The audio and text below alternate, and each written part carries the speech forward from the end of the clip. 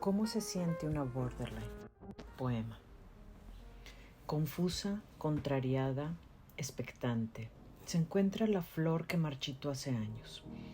Una tormenta de pensamientos inunda su mente, hasta tal punto de dejarla sin la capacidad de razonar. Todo tiene que ser blanco o negro, no hay grises para ella.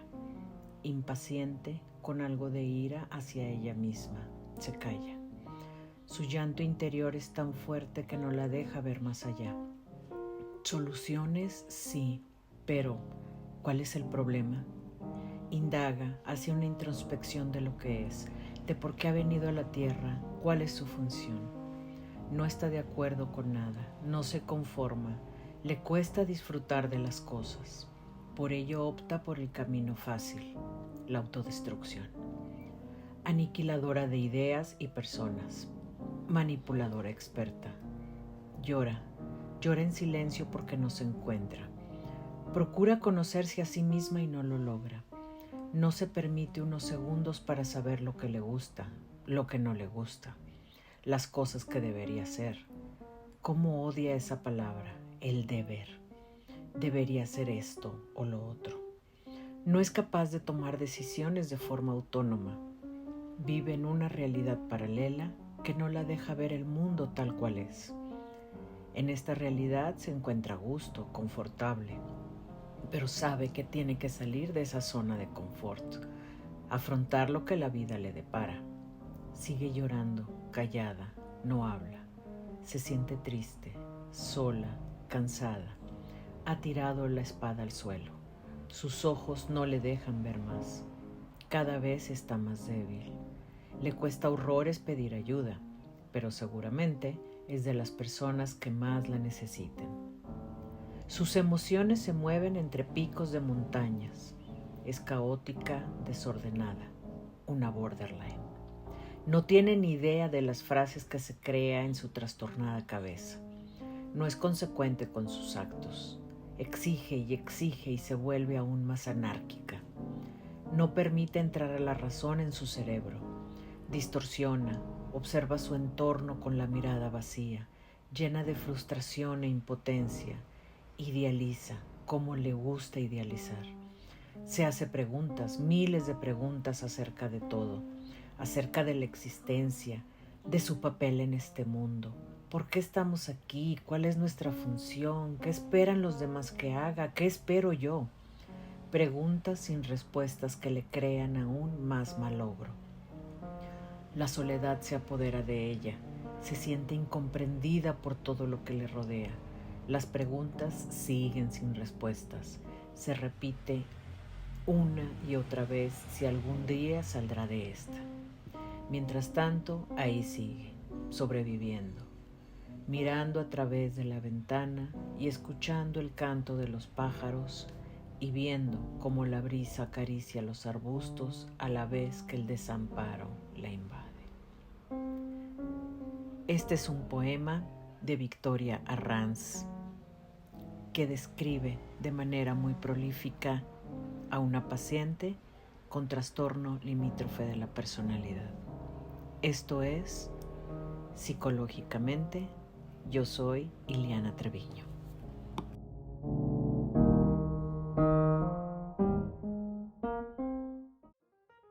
Hola, bienvenidos a un episodio más de Psicológicamente.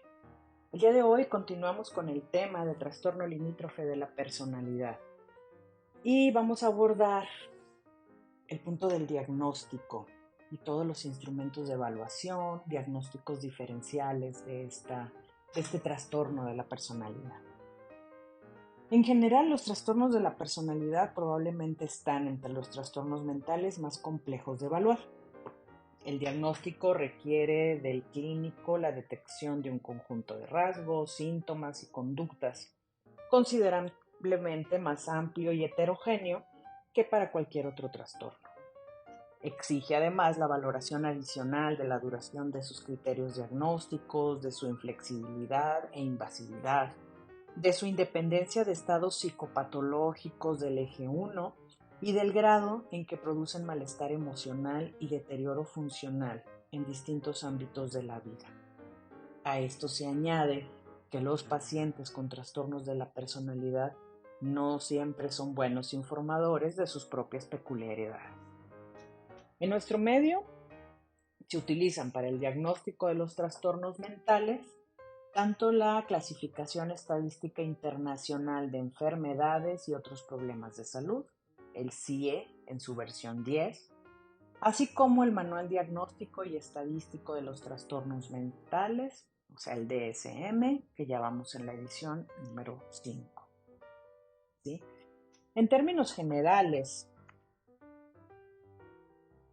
el trastorno límite de la personalidad suele iniciar sus manifestaciones durante la adolescencia. Los adolescentes con trastorno limítrofe de la personalidad, a diferencia de otros, suelen pedir ayuda. De todos modos, a menudo no se detecta debido a los grandes cambios y fluctuaciones que se dan en esta edad, que ya todos conocemos. Y a la controversia que rodea el diagnóstico del trastorno de la personalidad en menores, por supuesto. Sin embargo, la evidencia indica que los criterios diagnósticos del trastorno limítrofe y de otros trastornos de la personalidad son tan fiables, válidos y estables antes de los 18 años de edad como en la edad adulta. Diagnosticar el trastorno limítrofe en la adolescencia es relevante, ya que está asociado a una morbilidad grave que parece perdurar décadas. El problema de la estabilidad del diagnóstico influye en la identificación, el diagnóstico y el tratamiento del trastorno en jóvenes, periodo de importantes cambios en el desarrollo. Existe cierta evidencia de que el diagnóstico es estable entre el 21 y el 40% de los jóvenes durante un periodo de 2 a 3 años. Sin embargo, otros estudios muestran las posibilidades de recuperación del trastorno y aconsejan tener precaución al realizar el diagnóstico en jóvenes por el estigma que conlleva este diagnóstico. En la práctica clínica habitual, el diagnóstico del trastorno límite de la personalidad no suele hacerse antes de los 13 años, sino más bien después de los 16, y siempre y cuando el diagnóstico se haya manifestado a lo largo de un año ininterrumpido. El DSM permite el diagnóstico de los trastornos de la personalidad para los menores de 18 años, con excepción del trastorno antisocial de la personalidad.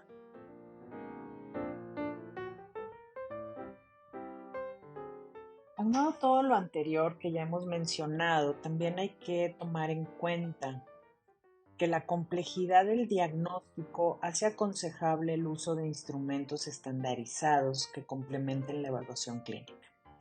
En efecto, la entrevista clínica no estructurada, que se basa en la experiencia del profesional y es el método más extendido de diagnóstico, carece de exhaustividad y de fiabilidad específicamente para este trastorno. Esta complejidad explica también la existencia de una amplia variedad de instrumentos con diferentes enfoques y formatos y el hecho de que ninguno de ellos sea totalmente satisfactorio. Revisiones más completas que profundizan en las características de cada instrumento pueden ser encontradas en distintos artículos, en distintos textos. Pero nosotros hicimos una recopilación de los más utilizados y para la evaluación y el diagnóstico de los trastornos de la personalidad. ¿En qué nos basamos? En instrumentos basados en la clasificación del DSM, instrumentos basados en modelos dimensionales, instrumentos de valoración del riesgo de suicidio y autolesiones, y en instrumentos de valoración de gravedad y cambios. Los instrumentos basados en la clasificación del DSM se basan en una entrevista semiestructurada basadas en la taxonomía psiquiátrica del DSM. Son actualmente el estándar de referencia para realizar diagnósticos de trastorno de la personalidad. Las 5 más utilizadas son la entrevista diagnóstica para los trastornos de la personalidad, el examen internacional de los trastornos de la personalidad, La entrevista de los desórdenes de personalidad, la entrevista clínica estructurada para el DSM eje 2 y una entrevista estructurada específicamente para personalidad, también basado en el DSM. Las entrevistas semiestructuradas presentan algunas ventajas sobre los cuestionarios autoinformados. Permiten recoger respuestas más complejas, interpretar síntomas vagos o inconsistentes y reducir al mínimo las respuestas incompletas. Son por ello particularmente útiles si la credibilidad y la validez del diagnóstico pueden ser cuestionadas como en los peritajes forenses. También parecen discriminar mejor entre rasgos de personalidad y trastornos del eje 1, aunque no son totalmente inmunes a distorsiones causadas por estados psicopatológicos transitorios. No parece haber otra parte de ventajas apreciables de unas entrevistas sobre otras en cuanto a su calidad, ya que todas ellas presentan propiedades psicométricas bastante aceptables. Pese a ser consideradas el estándar diagnóstico, las diferentes entrevistas presentan un pobre acuerdo entre sí. Sin embargo, el mayor inconveniente de las entrevistas semiestructuradas es su coste en términos de tiempo del profesional. Se han publicado también cuestionarios autoinformados que evalúan la presencia de patología de la personalidad desde el modelo taxonómico del DSM. Como en el caso de las entrevistas, algunos autoinformes son específicos para el trastorno limítrofe de la personalidad. ¿Sí? Los cuestionarios autoinformados tienen una mayor utilidad en la práctica clínica que las entrevistas semiestructuradas. ¿Por qué? Pues porque ahorran tiempo del profesional, permiten una amplia utilización, reducen la defensividad en las respuestas y debido a su mayor estandarización suelen presentar propiedades psicométricas superiores. Igualmente, mientras las entrevistas carecen de datos normativos, es decir, no permiten valorar en qué medida un sujeto se aleja de la población general en cuanto a la intensidad de sus rasgos, si los tienen la mayor parte de los cuestionarios. Los cuestionarios no están libres de desventajas. La principal es que no permiten asegurar en el mismo grado que la entrevista que los resultados reflejan realmente el funcionamiento a lo largo de la vida sin contaminación del estado psicopatológico actual. Sin embargo, no disponemos de otra evidencia sobre la supuesta superioridad diagnóstica de la entrevista. En el caso específico del trastorno limítrofe, ambos formatos muestran un bajo acuerdo, pero ninguno de ellos parece tener mayor validez predictiva que el otro. Por otra parte, los cuestionarios y entrevistas basados en el DSM presentan desventajas comunes que se derivan no del formato del instrumento, sino del modelo subyacente. La taxonomía oficial del DSM no es exhaustiva, abarca solo el 40% de los problemas de la personalidad más frecuentes en la clínica. Los constructos diagnósticos proceden de observación no sistemática y de las opiniones de expertos, por lo tanto carecen de base empírica. En consecuencia, estos constructos son heterogéneos, compuestos por rasgos que no covarían especialmente y presentan importantes solapamientos entre sí que producen dilemas clasificatorios. Esa carencia de validez discriminante entre los trastornos de la personalidad del DSM no permite el diagnóstico diferencial. Por último, la propia naturaleza categórica de los diagnósticos contradice el hallazgo bien establecido de que los rasgos de la personalidad son continuos. Así, pese a ser todavía la taxonomía oficial para el diagnóstico de los trastornos de la personalidad, el DSM se ha llegado a considerar científicamente insostenible. Por otro lado, tenemos los instrumentos basados en modelos dimensionales. Estos instrumentos no se inspiran en el modelo médico, que clasifica enfermedades en categorías diagnósticas, sino que parten de la medición dimensional de rasgos de la personalidad y los organizan a partir de propuestas teóricas o procedimientos estadísticos para formar estructuras taxonómicas multifactoriales. En general, los modelos dimensionales tratan de abarcar la estructura general de la personalidad y no solo sus extremos más desadaptativos. La evaluación dimensional de la personalidad se ha apoyado casi exclusivamente en el formato de cuestionario autoinformado y los instrumentos más utilizados son el cuestionario para los 5 grandes factores NEO-PR, el cuestionario de personalidad Zuckerman-Kuhlmann, el inventario de temperamento y carácter y el cuestionario básico para la evaluación dimensional de la patología de la personalidad.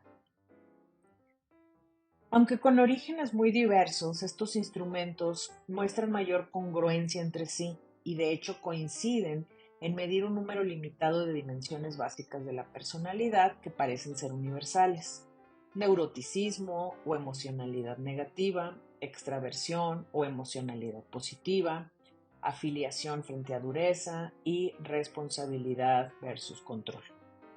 Los modelos dimensionales presentan claras ventajas respecto a la taxonomía oficial. Reflejan de forma más fiel la naturaleza continua de los rasgos de la personalidad, que se distribuyen en la población siguiendo una curva normal. Su estructura multifactorial no produce dilemas diagnósticos. La normalidad y la patología se entienden como puntos en un continuo más que como fenómenos cualitativamente distintos, considerándose los trastornos de la personalidad variaciones extremas de rasgos de la personalidad normal. Su mayor validad extrema permite también que instrumentos como el inventario de temperamento y carácter o el cuestionario para los 5 grandes factores puedan ser utilizados para guiar decisiones sobre el tratamiento más allá de lo que proporciona un diagnóstico de trastorno de la personalidad. Pese a su clara superioridad, los modelos dimensionales no han llegado todavía a sustituir a los sistemas taxonómicos al uso. Sus principales inconvenientes son la pervivencia de ciertos desacuerdos sobre cuántas y cuáles son las dimensiones básicas de la personalidad y el carácter del concepto de trastorno, que sugiere al clínico la existencia de malestar o disfunción tributarios de tratamiento. De hecho, muchos de ellos se focalizan en la variación normal de la personalidad y no cubren, por tanto, los extremos más patológicos de las dimensiones. Resumiendo un poco todo esto, existen recomendaciones generales para el diagnóstico y la evaluación de pacientes con trastornos de la personalidad, principalmente con trastorno limítrofe. Entre ellos, se recomienda utilizar instrumentos de medida a fin de conseguir el diagnóstico fiable de los trastornos de la personalidad, dado que se dispone de entrevistas y cuestionarios con buenas propiedades psicométricas y utilidad clínica. Asimismo, se recomienda utilizar entrevistas semiestructuradas basadas en la taxonomía psiquiátrica del DSM para realizar el diagnóstico de los trastornos de la personalidad, dado que actualmente son el estándar de referencia. No parece haber ventajas apreciables de unas entrevistas sobre otras en cuanto a su calidad. Asimismo, se recomienda, para agilizar el tiempo destinado a la exploración diagnóstica, administrar, en primer lugar, un inventario autoadministrado para identificar qué aspectos deben ser explorados más exhaustivamente en la entrevista. Finalmente, debemos hablar un poco del diagnóstico diferencial, ya que a pesar del esfuerzo por definir el trastorno limítrofe de la personalidad como una categoría precisa, la realidad es que frecuentemente se aplica el diagnóstico a una población relativamente heterogénea. Es importante realizar un correcto diagnóstico diferencial con otros trastornos, tanto del eje 1 como con otros trastornos de la personalidad. También se tiene que diferenciar de los síntomas que pueden aparecer en el contexto de consumo de sustancias, pero que desaparecen en épocas de abstinencia.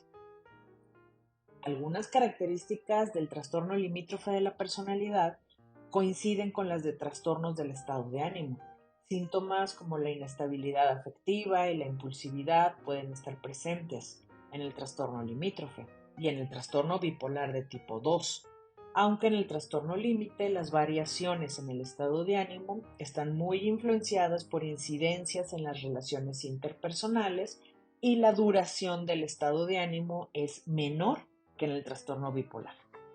Asimismo, puede ser difícil diferenciar el trastorno distímico del trastorno limítrofe, porque la disforia crónica es muy frecuente en los pacientes con este trastorno. Son especialmente característicos en este trastorno los síntomas depresivos, que comportan sentimientos de vacío, autorreproches, miedo al abandono, desesperanza, autodestructividad y conductas suicidas reiteradas. La similitud sintomatológica entre diferentes trastornos, así como la coexistencia con otros, hace que el diagnóstico diferencial de los pacientes con trastorno limítrofe sea particularmente complejo. Si se cumplen criterios más de una patología que han de ser constar los diagnósticos pertinentes. El diagnóstico diferencial referido a cuadros orgánicos debería llevarse a cabo con tumores cerebrales, principalmente de localización frontal o temporal, enfermedades del lóbulo temporal, epilepsias, encefalopatías, abscesos cerebrales, tirotoxicosis, porfiria aguda intermitente y trastorno psicótico debido a un delirio o demencia. Creo que con estos englobaríamos los principales diagnósticos diferenciales a descartar antes de establecer el diagnóstico de trastorno limítrofe. Recuerden que de alguna manera el paciente se siente estigmatizado, al igual que sus familiares y todo el entorno del paciente.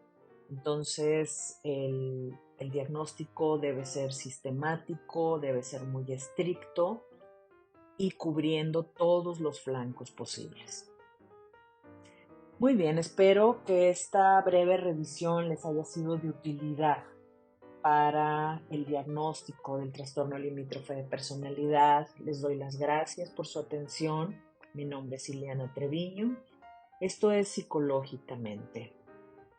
Nos vemos, nos escuchamos en el próximo episodio.